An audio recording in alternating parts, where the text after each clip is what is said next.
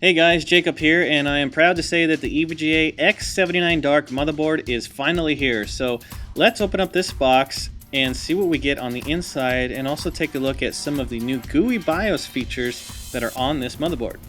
Alright, so right on top here we have an EVGA manual.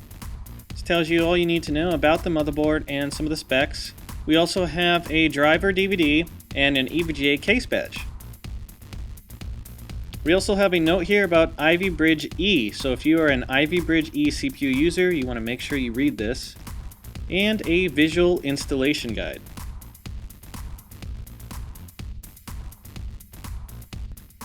Over here we have a bunch of cables. We have the I/O shield. You want to make sure you install that if you have it inside of chassis.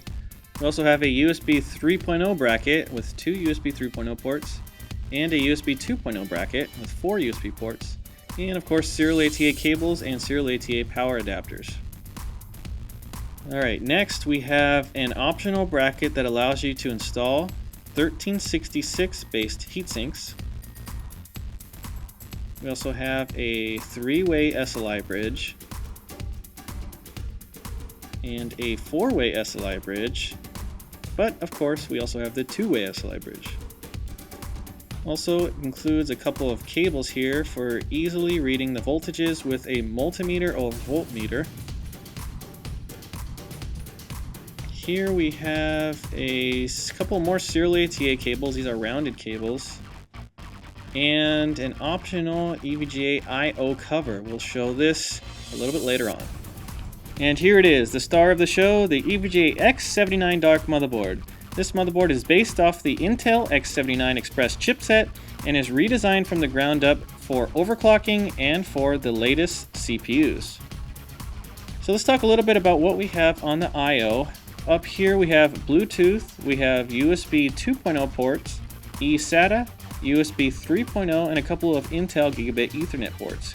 We also have 8-channel audio, a clear CMOS button, and EVGA EVBot support for connecting to an external EVBot.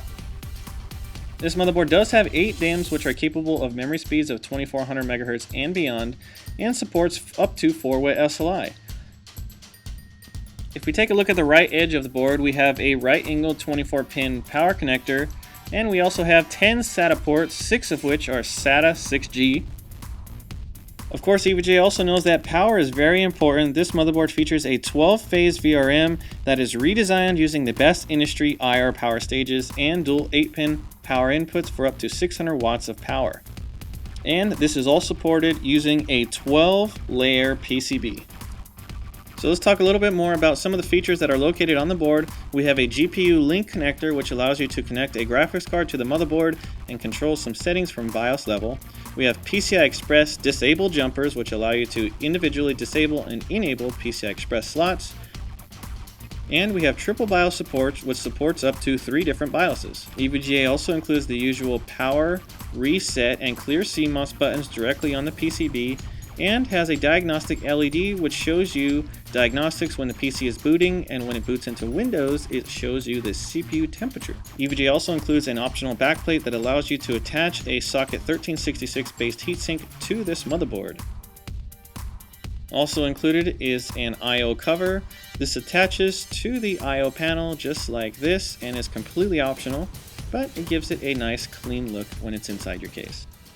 So now let's talk about what is arguably the most important feature on the new EVGA X79 Dark motherboard, and that is the brand new GUI BIOS. So let's show you exactly how it works and what it looks like. So here it is. The first thing you'll notice is that I can use my mouse. I can scroll around using the scroll wheel on my mouse as well, but I don't have to. I can use the keyboard. The keyboard works just as well.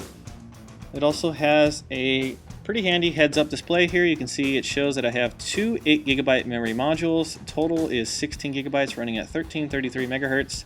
My CPU voltage, my memory voltage.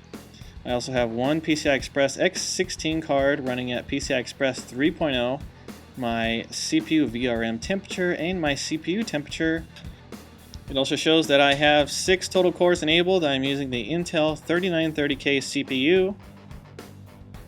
And I have hyperthreading enabled, my CPU multiplier and B clock, and right below that my CPU frequency. EVGA also spent time to fine-tune the help section, so it tells you a little bit of handy tips.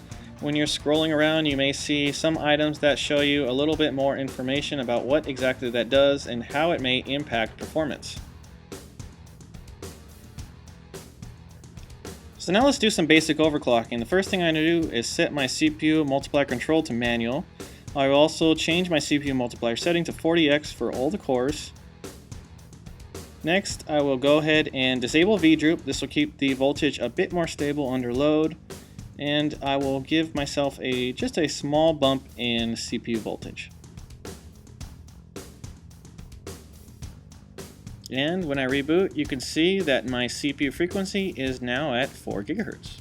Another handy tweak here is if you go to the advanced CPU settings and disable EIST, C1E, C3, C6, and C7, your CPU will run at the maximum frequency at all times while in Windows. Another handy feature is the ability to save screenshots to a flash drive. If you see the button that says F12, you just hit F12 on the keyboard, and once you do that, a little dialog box will pop up here telling you that it saved an image to your flash drive. The memory section gives you full control over all your memory settings, including a whole load of memory timing settings. And the help section also gives you a lot of very useful information about what some of them may do and how it may impact your performance. So there you have it, the EVGA X79 Dark motherboard. For more information on this product, please visit the EVGA website at www.evga.com or be a part of our community at forums.evga.com. Thanks again, and we will see you next time.